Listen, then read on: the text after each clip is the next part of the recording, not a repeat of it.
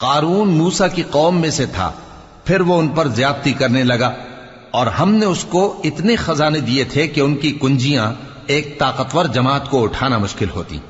جب اس سے اس کی قوم نے کہا کہ اترائیے مت، کہ اللہ اترانے والوں کو پسند نہیں کرتا، اور جو مال تم کو اللہ نے عطا فرمایا ہے اس سے آخرت کی بھلائی طلب کیجئے اور دنیا سے اپنا حصہ نہ بھلائیے، اور جیسی اللہ نے تم سے بھلائی کی ہے ویسی تم بھی لوگوں سے بھلائی کرو، اور ملک میں طالب فساد نہ ہو، کیونکہ اللہ فساد کرنے والوں کو دوست نہیں رکھتا۔ وہ بولا کہ یہ مال مجھے میرے ایک ہنر کے سبب ملا ہے۔ کیا اس کو معلوم نہیں تھا کہ اللہ نے اس سے پہلے بہت سی امتیں جو اس سے قوت میں بڑھ کر اور جمعیت میں بیشتر تھیں ہلاک کر ڈالی تھیں، اور گناہگاروں سے ان کے گناہوں کے بارے میں پوچھا نہیں جائے گا؟ تو ایک روز قارون بڑی آرائش اور ٹھاٹھ سے اپنی قوم کے سامنے نکلا۔ جو لوگ دنیا کی زندگی کے